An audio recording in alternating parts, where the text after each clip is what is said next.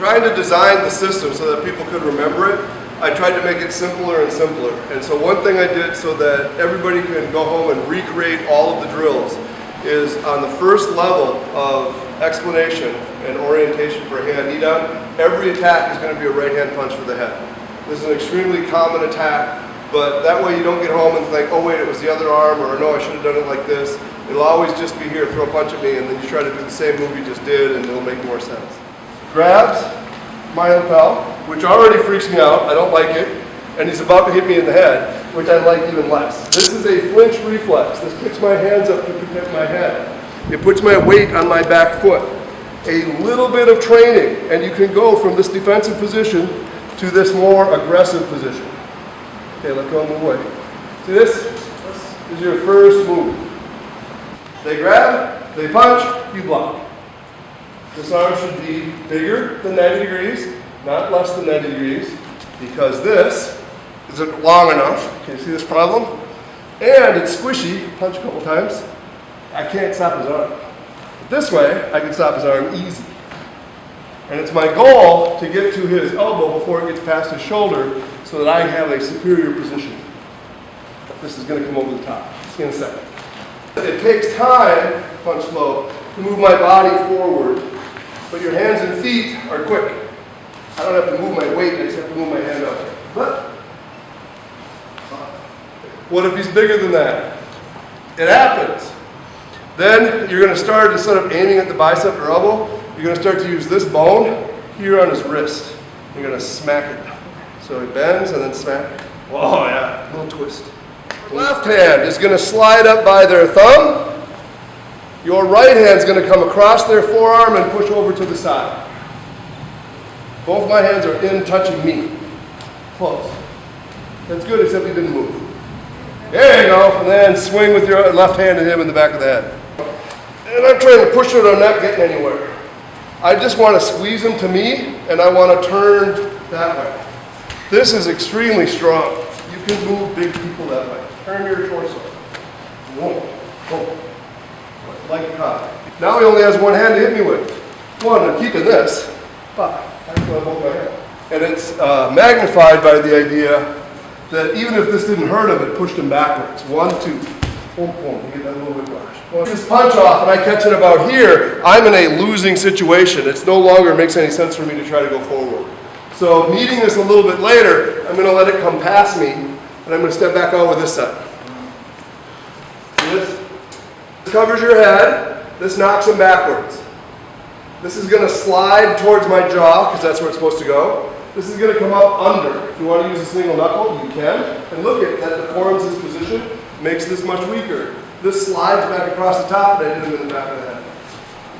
1, 2, 3. In the first one, when he throws the punch, I got to be in there. Oh, I got to be in there quick. On the second one, I'm not as quick, and I got time to switch around and come back the other way before I finish it, right? On this one, I get caught totally by surprise. He throws the punch, like, oh, God. Like I'm going to fall over backwards. So I'm going to save myself from this fall by turning my hips to the side. So I do want to point out, the first action is this way, the second action is this way, and the third one, again, uses the same beginning flinch action. He throws the punch and I swift off to the side. And I kick to the side. If I activate the nerves here on the wrist, which I did, it makes this extremely vulnerable, right? So in the action of catching this, where I'm going to squeeze here, strike here, and scrape this nerve, you're going to get a reaction out of his body. So I get the mechanical reaction of pulling him off balance, but purely this nerve response. What you should see is his body is going to think that his arm is being broken and it's going to attempt to escape.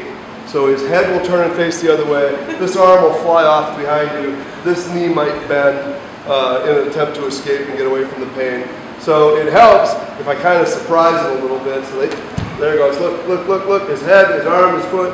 So the next action from here, because this is predictable, is the side snap to the inside of the inner thigh and the snap to the side of the neck. These two nerve shots will meet at the spine and your legs will give up and you'll fall down. So this is the first time in this kata where we're going to shift away from somebody and block like we think a block is. So he throws the punch, I go 1, 2. Two things. 1, 2. It's going to show up in this kata over and over again.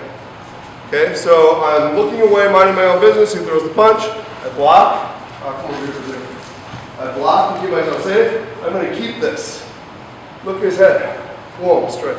Maybe I need another option. And my other option is going to be able to go 1, 2. 1, 2. So this hand blocks. I'm going to wrap his arm. I might hit him with my knee. This is going to push his head backwards. So I've got his arm trapped here, my shoulder's down, this is lifting. This is going to come across his jaw right here and push it backwards. There are many other targets. I can use my thumb, I can stab his eye. The second option is he throws the punch and I go 1, wrap the arm, strike across here, 2. So ideally I'd be on the side of his jaw here with my forearm, or I'd be stabbing him in the neck with my thumb. So I want to keep my shoulder down, and I'm going to lift with my arm so that he comes up as I push down. He's trapped in here. So ideally I want this position. And just so you know, if I roll this on here, it's extremely painful. And it's part of the motion that you do anyway. So when we did this the first time, this is awkward for most people. Move the guy around. Another punch. Don't grab. Punch. You move him back, move him in, move him back. Punch again, catch him around, hit. Punch again, block, strike. Just get used to me being dominant. See how his structure is falling apart? Mine's good. That's not right. And then I would continue. Punch, strike. I've got a good position, I've got balance. He doesn't have balance, and I let go of him, he falls. Hold it. So just keep your position, it's important. That's why you need a stance, that's why you need your posture. Here, you go 1, 2, and then you go 1, 2. It's the same we did down here, it's just a repeat of this idea, 1, 2. But now he's going to punch again with his right hand in my face. And I got to move my face out of the way. So you might end up with a little bit of a lean, because the timing here is a little tough. But I'm going to grab and step across here so that I end up in my knife hand block position with his arm trapped. So he punches, you grab, step behind him, and bend your elbow so that he's stuck here. Every time I show this, there's people doing this, and this is what makes it work, this little bend. When you do it this way, it's easy because you're on the inside. When you do it this way, it requires just a little bit more time to make sure you end up there. Throws the punch. Your hands cover, knock it down, kick here, and then punch. See that? 1, 2, 3. Yeah. We think of this as being two totally different things. This is one action. This is something totally different. And yet it's the exact same defense. I'm in the situation, throw the punch, knock his arm down. 1, 2, perfect. Finish him. 3, 4.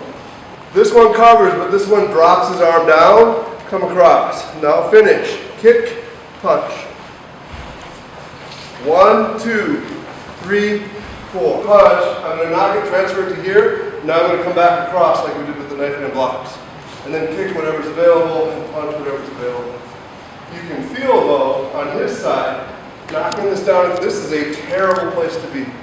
No matter what you do next, your body can't take it. Very weak position. Wind up, go.